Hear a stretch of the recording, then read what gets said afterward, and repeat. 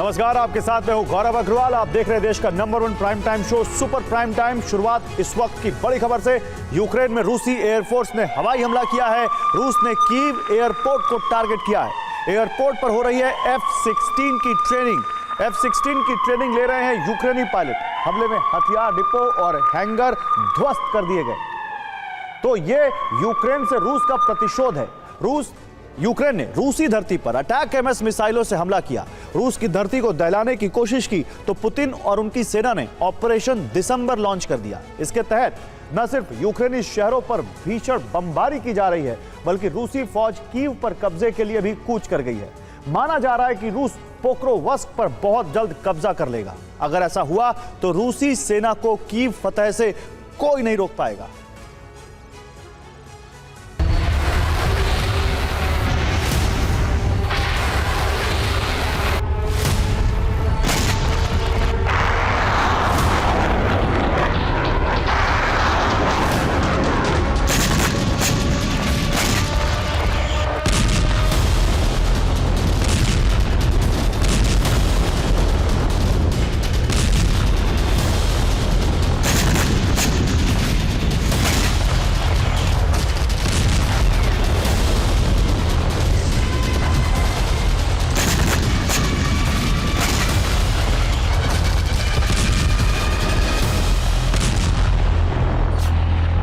Putin के प्रतिशोध का पहला एपिसोड रिलीज हो गया।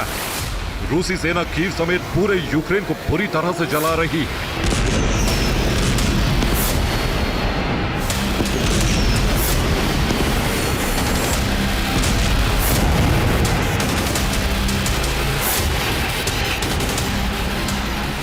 सुबह सुबह रूसी फौज ने यूक्रेन पर मिसाइलों की जबरदस्त बरसात की।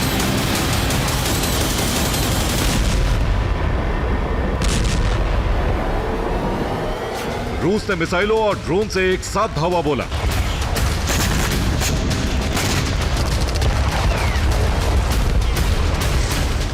इसी के बाद यूक्रेन के शहर बुरी तरह से दहल उठे।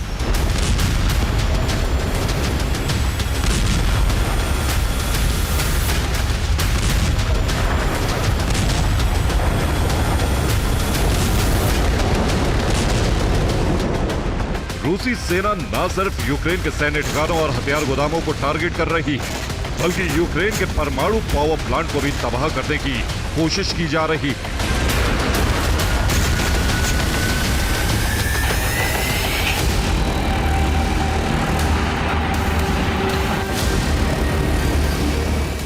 दिसंबर को इंटरनेशनल एटॉमिक एनर्जी एजेंसी की बैठक हुई। इसमें शामिल हुए अमेरिकी और यूरोपियन यूनियन के राजनयिकों ने कहा कि यूक्रेन में कभी भी परमाणु जलजला आ सकता है।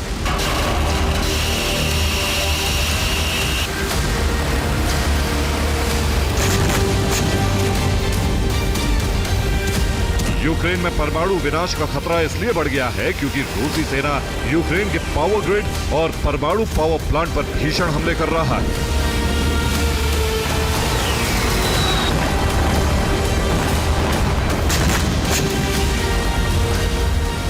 हमले की जद में अगर परमाणु पावर प्लांट के रिएक्टर आए तो यूक्रेन समेत पूरे यूरोप में एटमी रेडिएशन फैल जाएगी।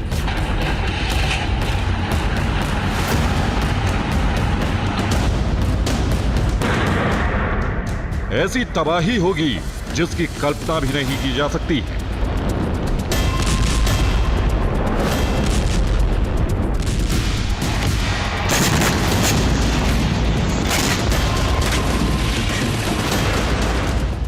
यूक्रेन के ऊर्जा मंत्री हरमन हालुशेंको ने कहा है कि यह पहली बार है जब रूसी सेना यूक्रेन के पावर ग्रिड पर इतना भीषण हमला कर रही है।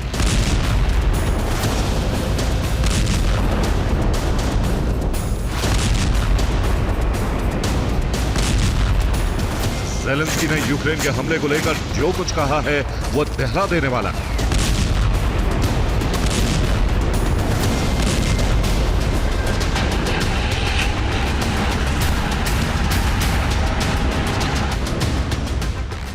यूक्रेनी राष्ट्रपति के मुताबिक रूस ने कुछ ही घंटों के अंदर यूक्रेन के 93 मिसाइलें और 162 ड्रोन फायर किए।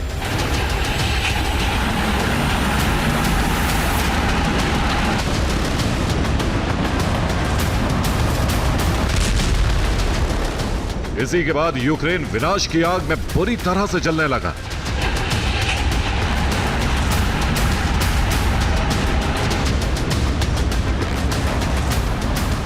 रूसी सेना कुर्स्क में भी यूक्रेनी फोर्स को बड़ा जख्म दे रही है।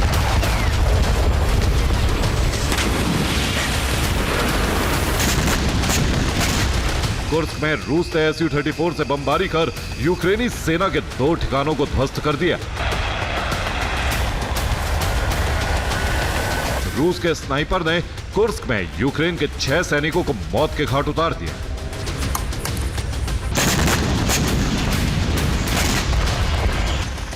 रूस के अटैक हेलीकॉप्टर बारूदी वर्षा कर यूक्रेनी सैनिकों और उनके हथियारों का संहार कर रहे हैं।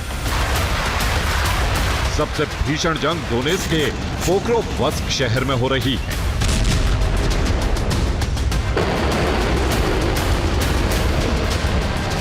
रूसी फौज पोक्रोवस्क के बेहद करीब पहुंच गई है। रूसी सेना पोक्रोवस्क से अब सिर्फ 8 किलोमीटर दूर है। रिपोर्ट के मुताबिक रूस ने पोक्रोवस्क को चारों तरफ से घेर लिया है। आने वाले कुछ घंटों में पोक्रोवस्क पर रूस का कब्जा हो सकता है।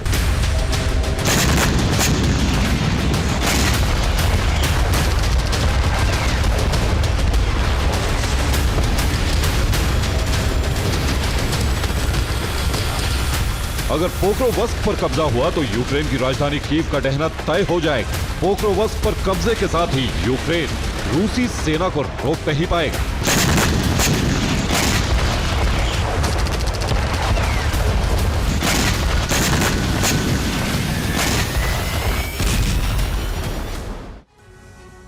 और रूसी फौज डोनेत्स्क के शहर पोक्रोवस्क से सिर्फ 8 किलोमीटर दूर है। पोक्रोवस्क पर कब्जा करने के लिए रूसी सेना जबरदस्त हमले क्यों कर रही है, अब इसे समझिए। यह शहर पूर्वी और मध्य यूक्रेन का प्रवेश द्वार है। पोक्रोवस्क यूक्रेन का औद्योगिक केंद्र है। इसी शहर से यूक्रेनी फोर्स को हथियार और रसद की आपूर्ति होती है। अगर इस शहर पर रूस का कब्जा हुआ तो यूक्रेनी फोर्स की सप्लाई लाइन कट जाएगी। सप्लाई लाइन कटने के साथ ही यूक्रेन का रक्षा तंत्र बहुत कमजोर पड़ जाएगा।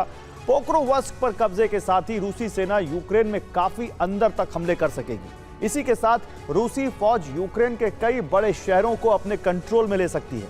सबसे बड़ी बात यह है कि रूसी फौज बहुत आसानी से कीव पहुंच सकेगी।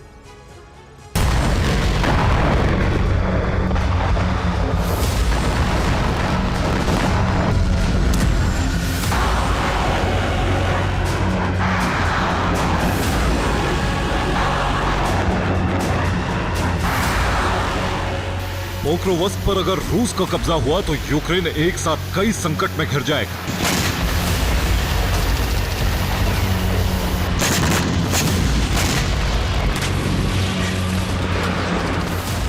पोक्रोवस्क में यूक्रेन का इकलौता कोकिंग कोयला आपूर्ति घर है। अगर यहां रूस का कब्जा होता है तो यूक्रेन में हथियार बनाने वाली कंपनियों पर संकट खड़ा हो जाएगा। यूक्रेन का इस्पात उद्योग ठप हो जाएगा।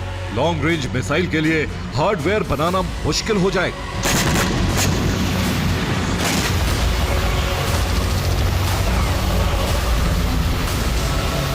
यूक्रेन में थर्मल पावर स्टेशन ठप पड़ जाएंगे और सर्दी में यूक्रेन के लिए जंग लड़ना मुश्किल हो जाएगा।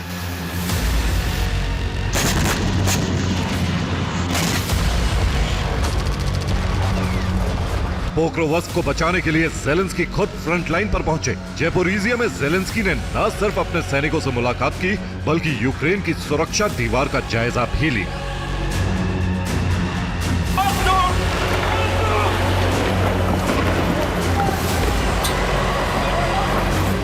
यूक्रेनी सेनाध्यक्ष अलेक्जेंडर साइरेस्की ने कहा है कि यूक्रेनी फोर्स पोक्रोवस्क को बचाने के लिए पूरी तरह से तैयार है।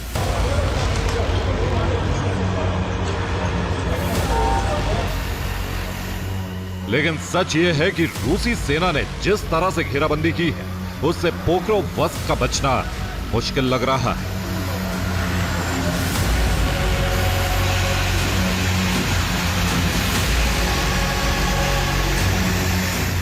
क्रेमलिन से जुड़े सूत्रों के मुताबिक रूसी सेना आधी रात को यूक्रेन में विध्वंस का दूसरा चरण लॉन्च कर सकती है और एशनेक मिसाइल से यूक्रेन में बड़ा जलजला लाने की तैयारी है।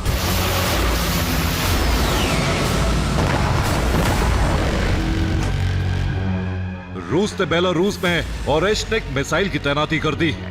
माना जा रहा है कि बेलारूस से यूक्रेनी धरती पर विस्फोट कर रूस ओरेश्निक के अपग्रेडेड वर्जन का परीक्षण करने वाला है।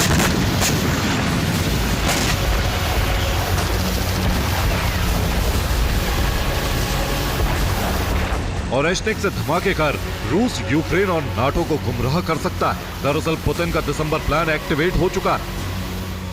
जानकारों के मुताबिक अमेरिकी हथियारों से रूसी धरती पर यूक्रेन के हमलों ने पुतिन और उनकी सेना को मौका दे दिया।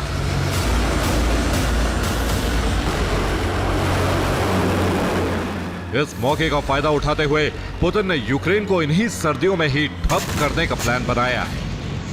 मकसद है यूक्रेन को सर्दी में ऊर्जा और रसद विहीन करना।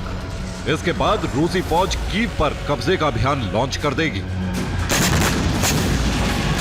Bureau report, TV9 Bharatvarsh. और रूस के एयर डिफेंस सिस्टम का एक्शन। वक्त एयर डिफेंस ने दागी है मिसाइलें। रूस ने यूक्रेन के हमले को नाकाम किया।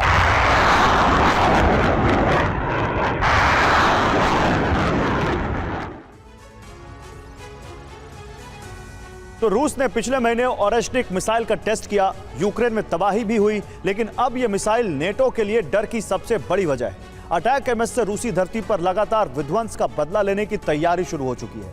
अमेरिका और यूरोप सतर्क हैं। अमेरिका को खुफिया जानकारी मिली है कि रूस ओरेश्निक का इस्तेमाल अमेरिकी एयरबेस या यूरोप में कर सकता है। रूस ने ऐसे हमले करने से पहले होने वाली औपचारिकताओं को पूरा करके इस अंदेशे को और मजबूत कर दिया है। नेटो महासचिव ने भी सदस्य देशों को रूस के खिलाफ पुख्ता तैयारी करने की चेतावनी दी है।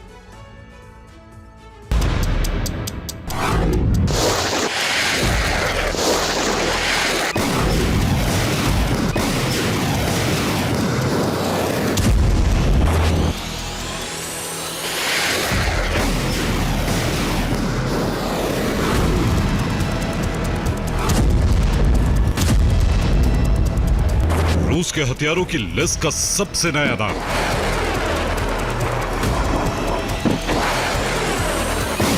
रूस की सबसे नई मिसाइल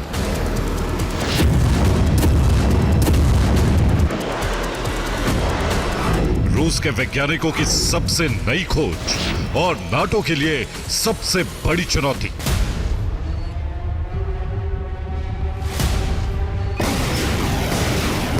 अब इसी मिसाइल से हो सकता है अमेरिका और यूरोप पर हमला।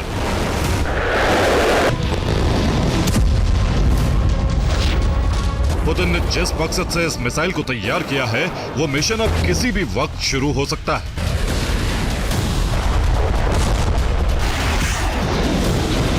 वजह यूक्रेन से रूस पे लगातार अटैक एमएस का हमला है।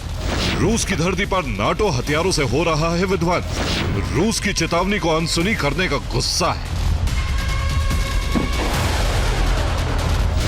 अमेरिका को मिली सीक्रेट रिपोर्ट के मुताबिक रूस यूक्रेन में नए हमले की योजना बना रहा है, लेकिन तारीख और वक्त का अंदाजा लगाना मुश्किल है।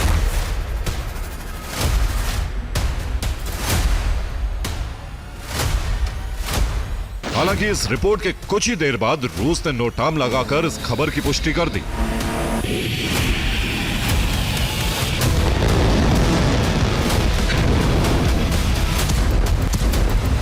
रूस की तरफ से हवाई चेतावनी जारी हुई। विमान को एक रूट से दूर रहने को कहा गया। ऐसा मिसाइल टेस्ट या हमले के दौरान होता है।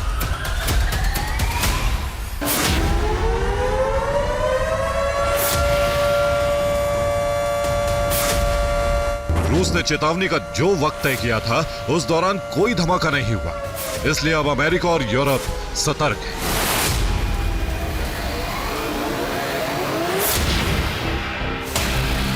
पिछले महीने रूस यूक्रेन पर ओरेश्निक मिसाइल से हमला कर चुका है।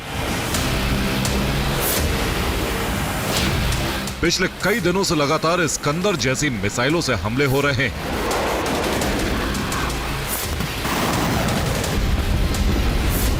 फिर भी रूस ने यूक्रेन पर हमला क्यों नहीं किया?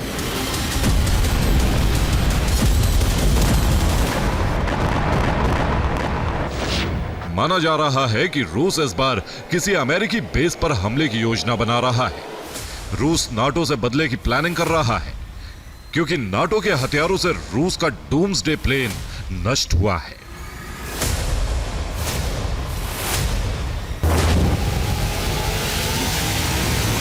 अंदेशा है कि रूस विमान और एयरबेस पर हमले का बदला लेने की योजना बना रहा है। ओरेशनिक की रेंज पर अमेरिकी विशेषज्ञों ने कई बेस के लिए खतरे का अलर्ट जारी किया है।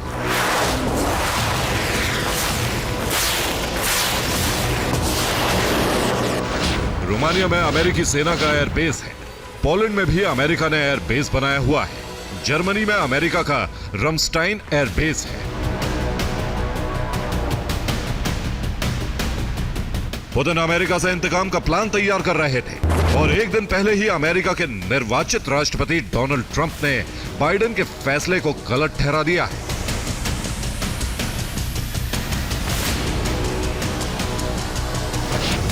ट्रंप ने कहा है कि यूक्रेन को अटैक एमएस से हमले की छूट देना गलत फैसला है। यह अमेरिका का युद्ध भड़काने वाला फैसला है।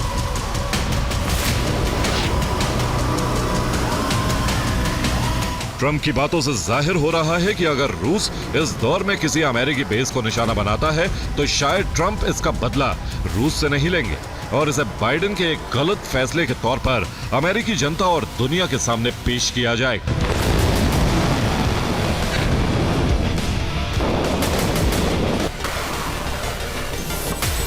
अंदेशा यह भी है कि रूस की मिसाइल यूरोप के किसी बड़े शहर को दहलाए।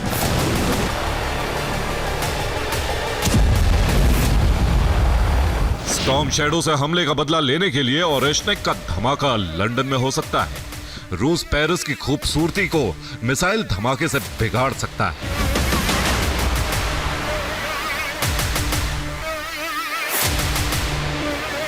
पुतिन और ट्रंप के रुख का असर अब नाटो पर साफ नजर आने लगा है। ब्रिटेन ने पोलैंड से अपने एयर डिफेंस को वापस मांग लिया। पोलैंड में यूक्रेन युद्ध की शुरुआत के बाद से ही ब्रिटिश एयर डिफेंस की तैनाती थी।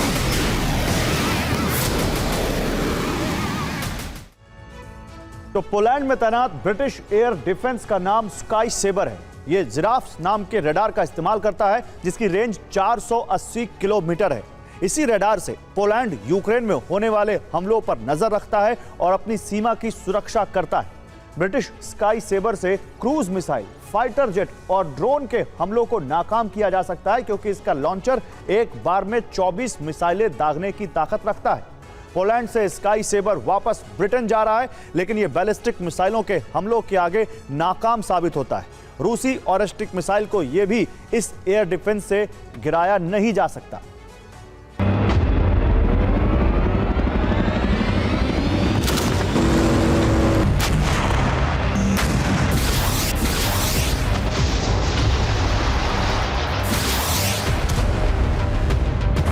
ब्रिटेन को अगर इस वक्त अपने एयर डिफेंस की जरूरत महसूस हुई है तो उसकी सबसे बड़ी वजह रूस है।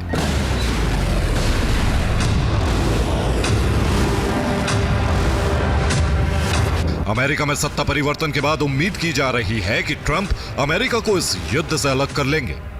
यूक्रेन रूस में समझौते की कोशिश नाकाम हो, ट्रंप अमेरिका को नाटो से अलग करने पर विचार की बात भी कह चुके हैं। नाटो देशों को रूस से सीधा मुकाबला करना पड़ सकता है।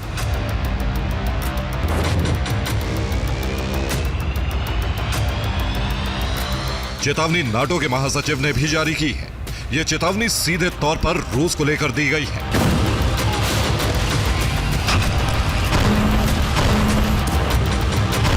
नाटो महासचिव मार्क रूटे ने कहा है, नाटो सदस्यों को युद्ध के लिए तैयार रहना होगा, नहीं तो वो रूस के हमले के दौरान कमजोर साबित हो सकते हैं।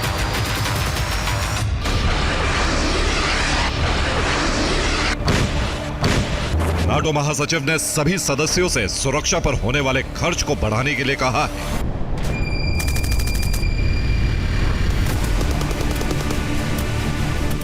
नाटो महासचिव ने कहा है कि रूस एक लंबी लड़ाई की योजना बना रहा है और दूसरे देशों के साथ गठबंधन करने के साथ ही अपनी सेना को मजबूत बना रहा है।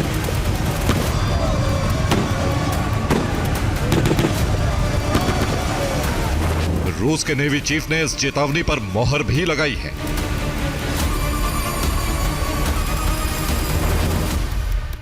उन्होंने एक दिन पहले ऐलान किया है कि रूस की नौसेना परमाणु फोर्स आधुनिक हो चुकी है। नौसेना के परमाणु फोर्स को अपग्रेड करने का मिशन पूरा हुआ। रूसी नौसेना अपने सबसे ताकतवर चरण में है।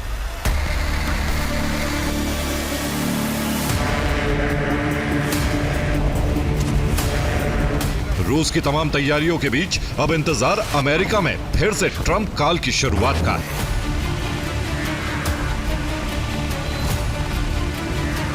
बाइडेन राज में यूक्रेन रूस के सामने डटा रहा और पुतिन जीत हासिल नहीं कर सके। ट्रंप ने युद्ध खत्म कराने का भरोसा जरूर दिया, लेकिन अब यह भी साफ कर दिया है कि अमेरिका कीव को पूरी तरह से लावारिस नहीं छोड़ेगा।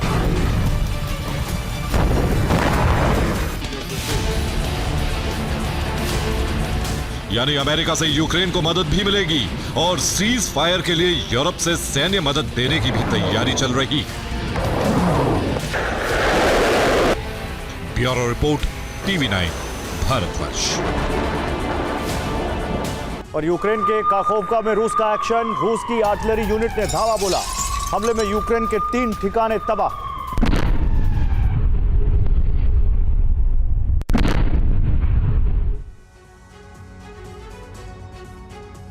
तो कुछ दिन पहले तक ईरानी प्रॉक्सी ने इजरायल की घेराबंदी करके उसे मुसीबत में फंसा दिया था, लेकिन अब परिस्थितियां इतनी बदल गई हैं कि इजरायल हर फ्रंट पर हावी साबित हो रहा है। जबकि बेंजामिन ने एक नया ब्लूप्रिंट बनाया है जिसमें ईरान पर भी हमले की तैयारी है, जिसके लिए अमेरिका के नवनिर्वाचित राष्ट्रपति डोनाल्ड ट्रंप की भी सहमति मिल गई है।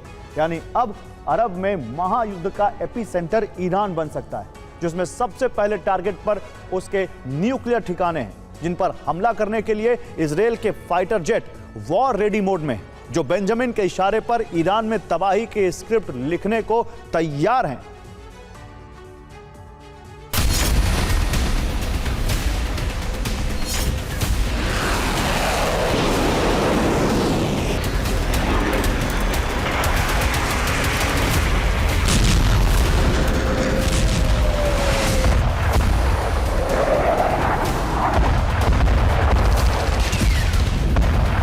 ईरान में एटमी तूफान का अंदेशा। ईरान सतर्क हो चुका है क्योंकि कभी भी इजराइल बारूद की बारिश कर सकता है और इस हमले का अंदेशा अगले 100 घंटे के अंदर यानी ईरान में तबाही का ऐसा जलजला आने वाला है जिससे ईरान से सारे हमलों का हिसाब लेगा इजराइल। ईरान में कौन सी जगह इजराइल हमला कर सकता है, वो टारगेट करीब करीब फिक्स हो गए। न्यूक्लियर रिएक्टर, खुफिया एटमी लैब, सैन्य ठिकाने, मिसाइल साइट, हथियार गोदाम, खुफिया एजेंसी के दफ्तर और प्रशासनिक इमारतें।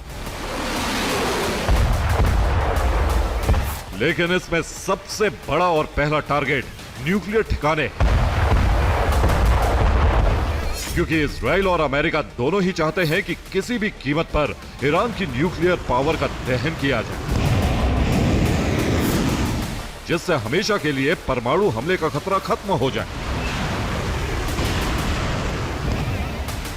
अब अमेरिका के निर्वाचित राष्ट्रपति डोनाल्ड ट्रंप ने भी ग्रीन सिग्नल दे दिया है।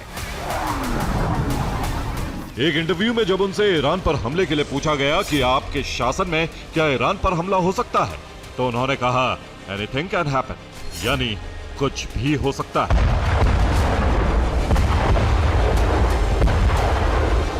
संकेतों में ट्रंप ने बता दिया है कि वो इजराइल की मदद के अलावा ईरान को तबाह करने के लिए भी इजराइल की युद्ध नीति से सहमत है। इसका सीधा मतलब यह भी है कि अमेरिका भी युद्ध में उतर सकता है। वैसे भी अरब में जो समीकरण बन चुके हैं उनमें अमेरिका लगातार इजराइल को इनपुट देता रहा है। गाजा में इजराइल जबरदस्त तबाही मचा चुका है। हमास के सारे ठिकानों का खात्मा करीब करीब हो गया, जबकि लेबनान में उसने अपनी सेना को तैनात कर दिया। लितानी नदी से उत्तरी बॉर्डर तक बफर जोन बना दिया गया, जबकि सीरिया में गोलन हाइट पर भी इजराइल ने कब्जा कर लिया और आगे दक्षिणी सीरिया पर इजरायली झंडा लहरा दिया।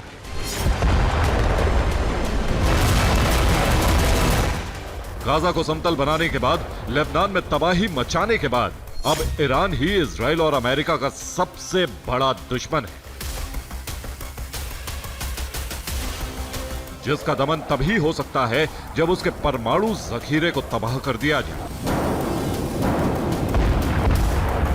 ट्रंप से ग्रीन सिग्नल के बाद इजराइल ने उन तमाम ठिकानों की रेकी शुरू कर दी है। मोसाद के एजेंट्स इनपुट बेंजामिन नेतन्याहू को दे रहे हैं, क्योंकि इजराइल अब सीरिया जैसी तबाही ईरान में मचाने के लिए पूरी तरह से तैयार है।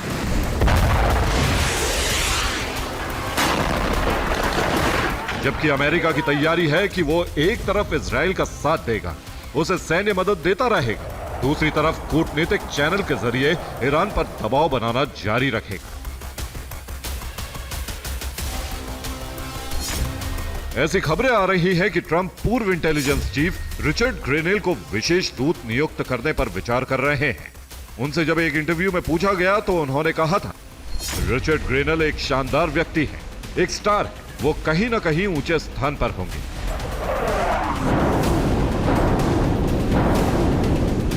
यानी आने वाले वक्त में अमेरिका ईरान को लेकर विशेष तैयारी करने वाला है। हालांकि अभी वो फ्रंट पर आने से बचे, लेकिन इजराइल को आगे रखकर ईरान दमन का मंसूबा पूरा कर सकता है। ट्रंप के बदले तेवरों को देखते हुए ईरान में खलबली मची हुई। अब ईरान ने अपने न्यूक्लियर ठिकानों पर सुरक्षा बढ़ा दी।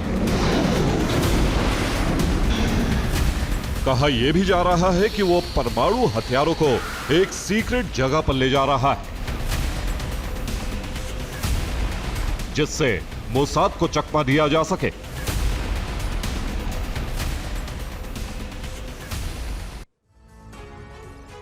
तो इजराइल के टारगेट पर ईरान के न्यूक्लियर सेंटर हैं, जिसमें पहला नाम अराक का है, जो एक हैवी वाटर प्रोडक्शन प्लांट है। अराक सेंटर 2006 से ऑपरेशनल है। हर साल इसमें 8-10 किलो प्लूटोनियम का प्रोडक्शन होता है। दूसरा नंबर फोर्दो का है, जो यूरेनियम एनरिचमेंट फैसिलिटी सेंटर है, 2009 से ऑपरेशनल है। पिछले साल IAEA की टीम वहां गई थी, जिसे 83% शुद्ध यूरेनियम 238 मिला था। नतांज तीसरे नंबर पर है। नतांज एक फ्यूल एनरिचमेंट प्लांट है, 2002 से ऑपरेशनल है। इसकी सुरक्षा के लिए 7 मीटर मोटी कंक्रीट शील्ड बनाई गई है, जिसमें मिसाइल अटैक नाकाम किया जा सके। इस्फहान न्यूक्लियर टेक्नोलॉजी सेंटर, जो 2004 से ऑपरेशनल है, इसके लिए चीन ने न्यूट्रॉन सोर्स रिएक्टर भेजा था। इसी तरह बुशहर न्यूक्लियर पावर प्लांट भी टारगेट पर है, जो 2007 से ऑपरेशनल है, जिसे बनाने में रूस ने मदद की थी।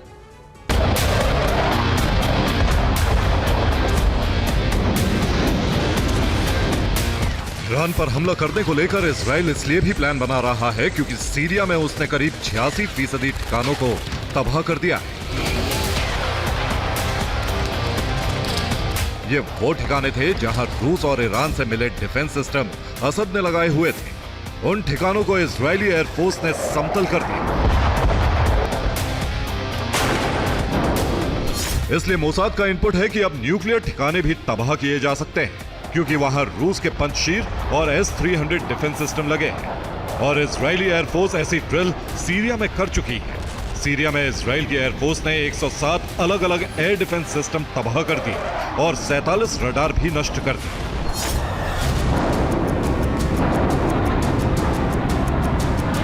अब ईरान की बारी है। इसके लिए इजराइल अपने फाइटर जेट कभी भी भेज सकता है।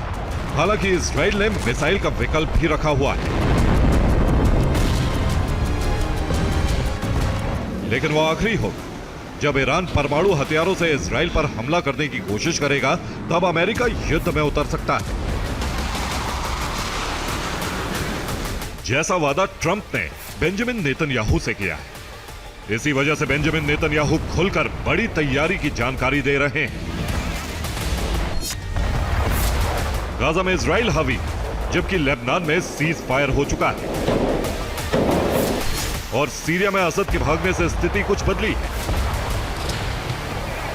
लेकिन अब ईरान फ्रंट के खुलने का खतरा है। बेंजामिन नेतन्याहू इस बार मन बना चुके हैं कि जब तक जंग जारी रहेगी, जब तक इजराइल के खिलाफ साजिशें खत्म नहीं होती, इसीलिए ईरान उनके टारगेट पर आ गया। ईरान ने इजरायली हमले की आशंका को देखते हुए अपने ड्रोन शक्ति का प्रदर्शन किया है। इस ड्रोन का नाम कहर 313 है। ये combat stealth jet power drone है, जिसका फ्लाइट टेस्ट करके ईरान ने अपने इरादे जाहिर कर दिए हैं।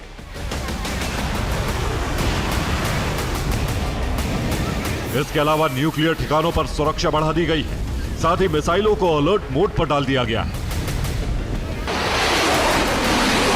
यानी ईरान तैयार, यानी इस बार अरब में सबसे बड़ा युद्ध कभी भी शुरू हो सकता है, जिसके परमाणु युद्ध में बदलने की आशंका प्रबल है।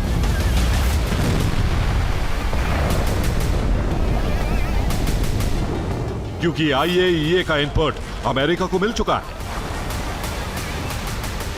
कि ईरान ने परमाणु बम बना लिए हैं, जिनका इस्तेमाल वो कभी भी कर सकता है। Bureau report, TV9 Bharatvarsh. और रूस के बेलगोरोद में यूक्रेन का हमला। यूक्रेन ने 50 से ज्यादा ड्रोन फायर किए। रूस ने ज्यादातर ड्रोन्स को तबाह किया।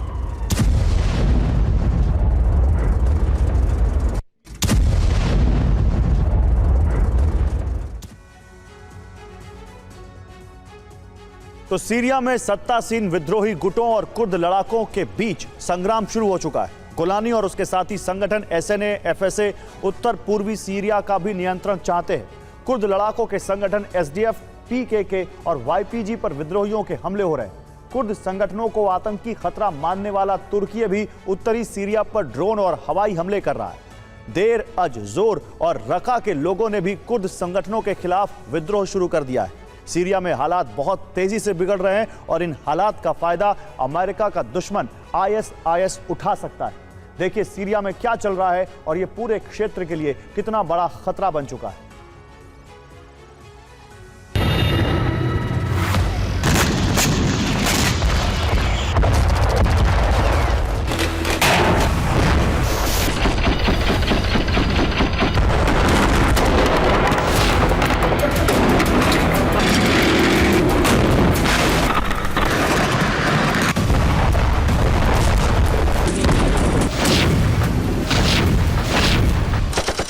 बशर अल असद की सरकार गिरे कुछ ही दिन बीते हैं और सीरिया में नई जंग शुरू हो गई।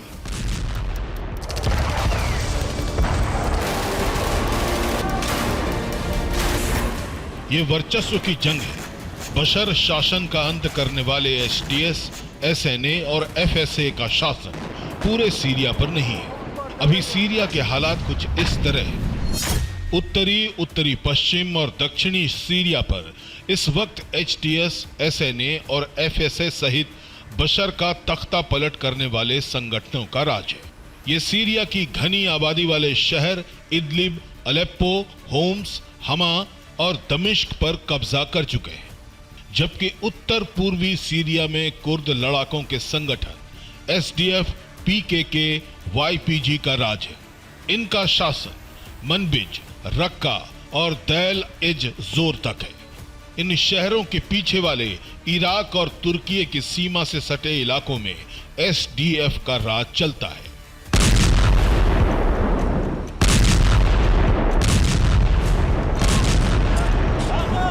अब सीरिया की जंग इलाके को लेकर है और इस जंग में कई संगठन सक्रिय हो गए।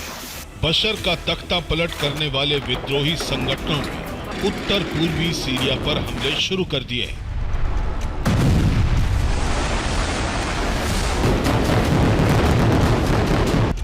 उत्तर पूर्वी सीरिया में शासन करने वाले कुर्द संगठनों के खिलाफ जनता भी सड़कों पर उतर गई है।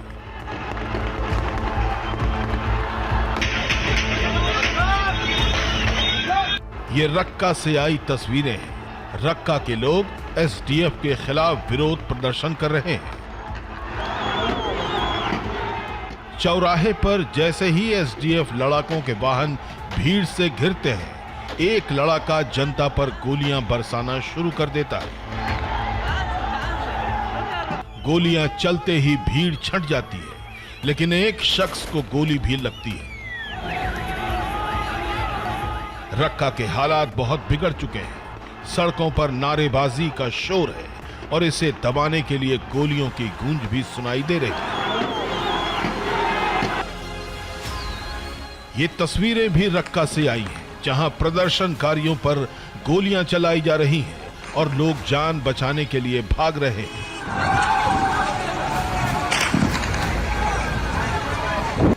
रक्का के साथ साथ आसपास के इलाकों में भी जनता एसडीएफ के खिलाफ हो गई है।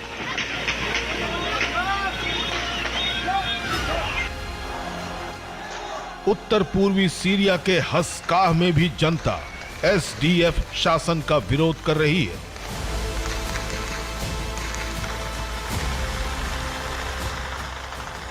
एसडीएफ के नियंत्रण वाले सीरिया में अलग अलग शहरों के हालात कुछ ऐसे ही हैं।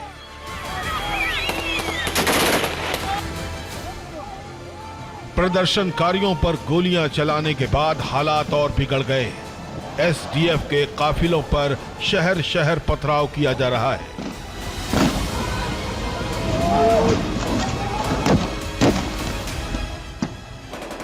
जनता कुर्द लड़ाकों के खिलाफ सड़कों पर है तो बशर का तख्ता पलट करने वाले कुर्द विरोधी सुन्नी संगठन उत्तरी सीरिया पर हमले कर रहे हैं और तुर्की एचटीएस के साथी गुटों को मदद दे रहा है।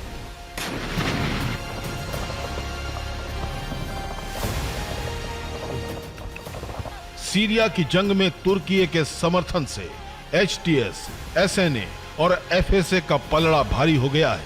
इदलिब के करीबी शहर मनबिज पर एचटीएस गुट का कब्जा हो गया है।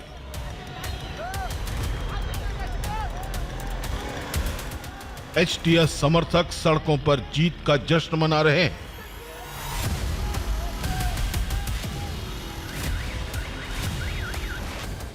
मनबिज शहर से कुर्द संगठनों के निशान मिटाए जा रहे हैं। नॉर्थ ईस्ट सीरिया में जिन इलाकों पर एचटीएस गुटों का कब्जा हो चुका है वहां सीरिया का नया झंडा फहरा दिया गया है।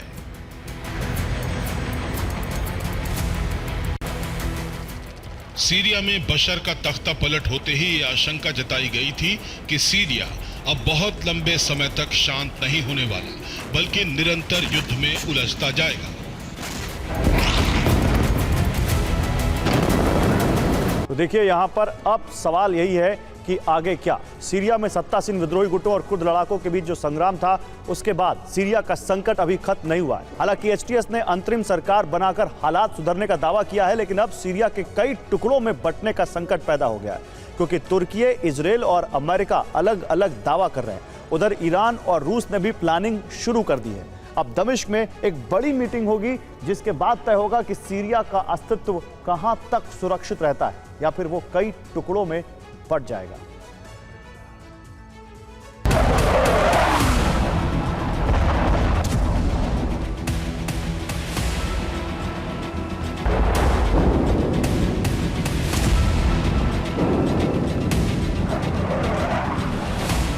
सीरिया में तबाही का दौर अभी रुका नहीं। एचटीएस के बाद इजराइल ने मोर्चा खोल दिया और उन तमाम हिजबुल्लाह ठिकानों को तबाह कर डाला जहां ईरान से मिले हथियार रखे हुए थे। हमले की कई वीडियो आईडीएफ ने जारी भी किए हैं, जिसमें फाइटर जेट से बम गिरते दिख रहे हैं। दक्षिण इजराइल में सबसे ज्यादा हमले इजराइल ने किए, जहां 85% ठिकानों को नष्ट कर दिया। लेकिन अब सबसे बड़ा संकट सीरिया को लेकर कि आखिर कौन संपूर्ण सीरिया पर कब्जा करेगा या फिर सीरिया कई टुकड़ों में बंट जाएगा।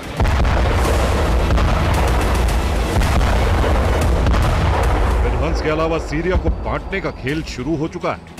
कई फ्रंट पर सीरिया के लिए अलग अलग कोशिशें की जा रही हैं।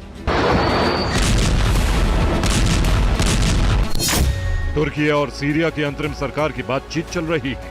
सीरिया के विदेश मंत्री, इंटेलिजेंस चीफ और कतर के डिफेंस मिनिस्टर ने सीरिया के कार्यवाहक प्रधानमंत्री मोहम्मद अल बशीर से मुलाकात की। इससे पहले अमेरिका के सुरक्षा सलाहकार जैक सुलिवन के साथ अमेरिका के विदेश मंत्री एंटनी ब्लिंकन ने तुर्की के प्रेसिडेंट एर्दोआन से मुलाकात की, जिसके बाद अमेरिका की तरफ से बयान आया। सीरिया को लेकर कई तरह की संभावनाएं हैं, जिसमें इजराइल का बनाया बफर जोन भी स्थायी नहीं है। दरअसल सीरिया में बने हालात को लेकर अमेरिका, इजराइल, तुर्की के साथ मिलकर ईरान पर दबाव बनाना चाहते हैं, जिससे हमास का संपूर्ण दमन हो जाए और उसके बाद गाजा में युद्ध विराम हो सके।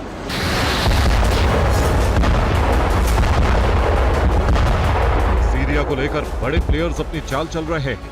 बंटवारे को लेकर दमिश्क में एक मीटिंग हो सकती है जिसमें तुर्की, इजराइल और अमेरिका का रोल सबसे अहम होगा, जबकि कतर और जॉर्डन के डिप्लोमेट भी दमिश्क पहुंच रहे हैं।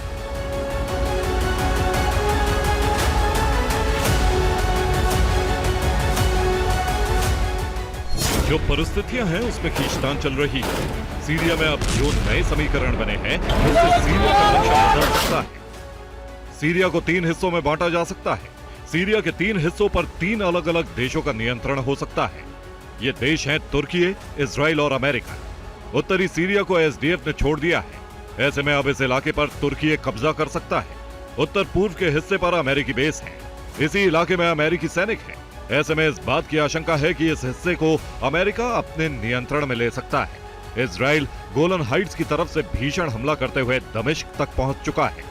गोलन हाइट्स से लेकर दमिश्क और उससे आगे तक के भूभाग पर इजराइल कब्जा कर सकता है और इस तरह से सीरिया के 3 टुकड़े हो जाएंगे। इन तीनों हिस्सों में 3 अलग अलग देशों का नियंत्रण हो सकता है।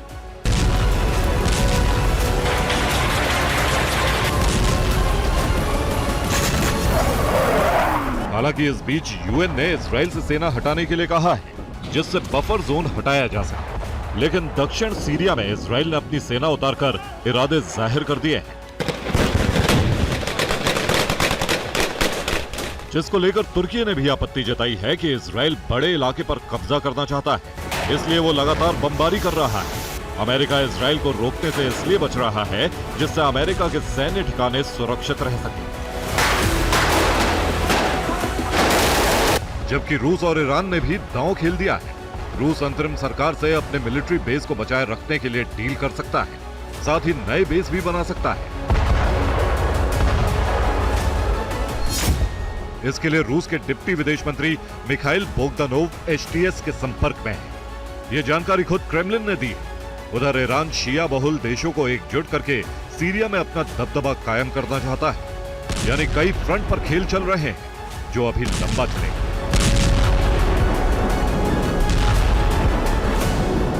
क्योंकि रूस और अमेरिका भी सक्रिय हो चुके हैं, सीरिया में दोनों के बीच टकराव की प्रबल संभावना बन गई। Bureau report, TV9 Bharat. तो रूस यूक्रेन में युद्ध की शुरुआत के बाद से ही जंग सिर्फ दोनों देशों की सेना नहीं लड़ रही, बल्कि दोनों देशों की खुफिया एजेंसियां भी सीक्रेट तरीके से एक दूसरे को मात देने की ताक में रहती हैं। रूस के मॉस्को में मिसाइल प्रोजेक्ट से जुड़े एक इंजीनियर का शव मिला है। इंजीनियर की मौत गोली लगने से हुई है। यूक्रेनी मीडिया का दावा है कि यूक्रेनी खुफिया एजेंसी का स्पेशल ऑपरेशन था जिसमें रूस के लिए मिसाइल बनाने वाले सबसे अहम इंजीनियर को खत्म कर दिया गया।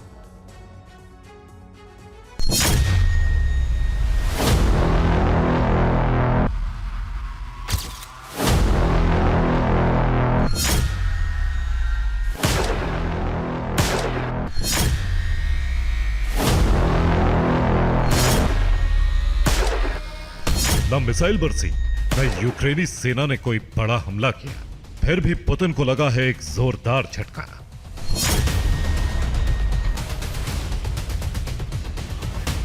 रूस की राजधानी मॉस्को में कुछ लोग दबे पांव आए और उसके बाद गोलियां चली।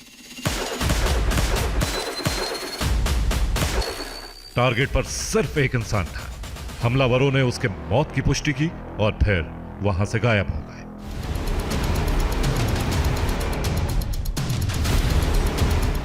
एक मर्डर की इस वारदात से पूरे रूस में खलबली मच गई, क्योंकि हत्या रूस के एक मिसाइल प्रोजेक्ट से जुड़े इंजीनियर की हुई। इंजीनियर मिखाइल शातास्की रूस के कई हथियार प्रोजेक्ट से जुड़े थे।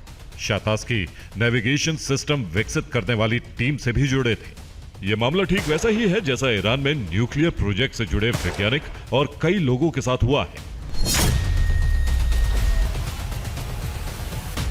हत्या जिस तरीके से की गई और टारगेट जिस इंसान को किया गया, उससे जाहिर हो रहा है कि यह यूक्रेन का सीक्रेट मिशन था।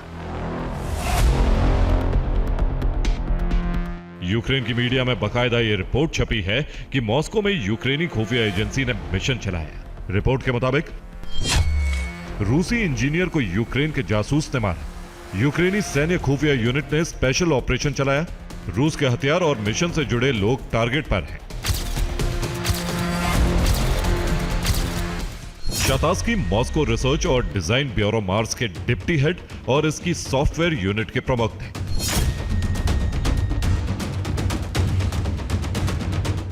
यही डिपार्टमेंट उपग्रहों और ड्रोन के लिए स्वचालित नियंत्रण और नेविगेशन सिस्टम विकसित करता है। मिखाइल शातास्की रूस की सेना के लिए यूक्रेन के खिलाफ युद्ध में इस्तेमाल होने वाली मिसाइलों के प्रोजेक्ट से भी जुड़े थे। शातास्की ने KH-59 मिसाइलों को कम उड़ान वाले सबसोनिक KH-69 वर्जन में अपग्रेड किया था।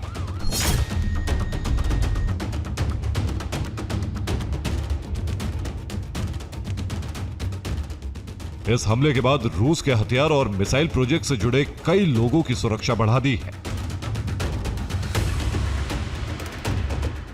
युद्ध की शुरुआत के बाद से मॉस्को में ड्रोन और दूसरे हमलों से यह जाहिर हो चुका है कि यही यूक्रेनी खुफिया एजेंसी की मजबूत पकड़ है। Bureau report, TV9 Bharatvarsh. तो गाजा में युद्ध विराम को लेकर अमेरिका की तरफ से नया और बड़ा बयान आया है। इसके मुताबिक गाजा में आने वाले कुछ दिनों में युद्ध विराम हो सकता है। सीज फायर के बाद बंधकों की रिहाई का रास्ता खुल जाएगा। युद्ध विराम की संभावना जैसे ही बढ़ी, इजरायल ने गाजा में हमास के खात्मे के लिए फाइनल ऑपरेशन लॉन्च कर दिया।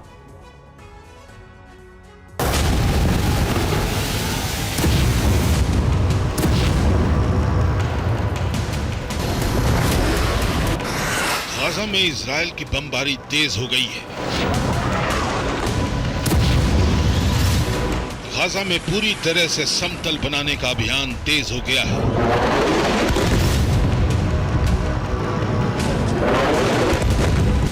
गाजा में फिर से जबरदस्त रक्तपात शुरू हो गया है।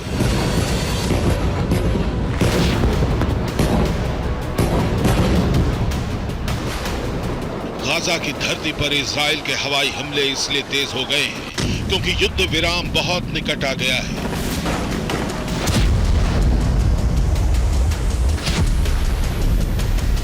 गाजा में बहुत जल्द सीज फायर हो सकता है। इसका संकेत अमेरिका के राष्ट्रीय सुरक्षा सलाहकार जैक सुलिवन ने दिया है।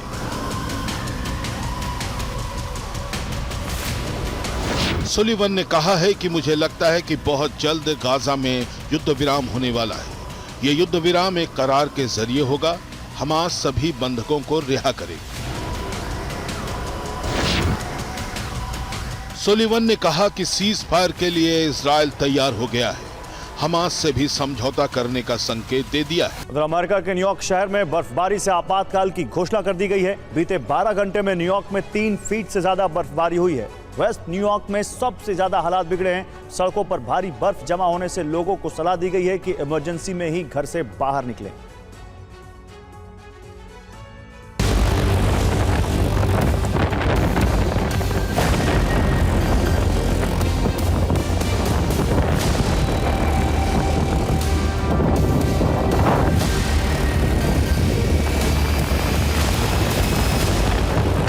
ये अमेरिका के न्यूयॉर्क शहर की तस्वीरें हैं।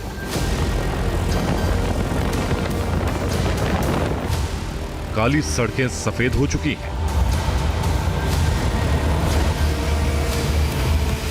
सर्द हवाओं का शोर गूंज रहा है।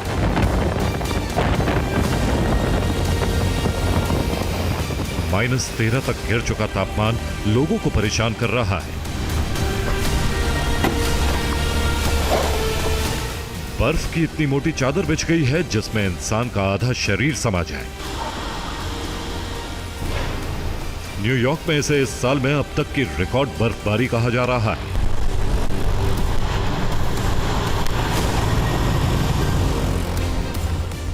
न्यूयॉर्क की गवर्नर कैथी हॉशल ने कई काउंटीज में इमरजेंसी लागू कर दी है।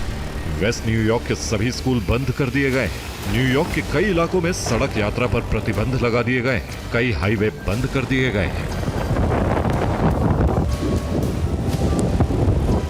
बर्फीले तूफान की वजह से कुछ ही घंटे में 3 फीट से ज्यादा बर्फबारी हुई है।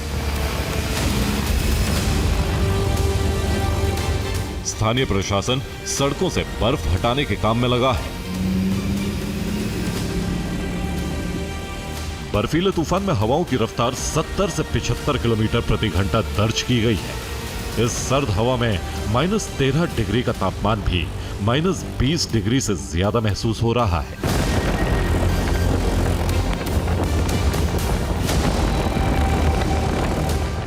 बुधवार देर रात से शुरू हुई बर्फबारी अभी जारी रहने के अनुमान जताए गए हैं। लोगों से अपील की गई है कि इमरजेंसी होने पर ही घर से बाहर निकलें। वाहन लेकर सड़क पर निकलने से हादसे हो रहे हैं। Bureau report, TV9 Bharatvarsh.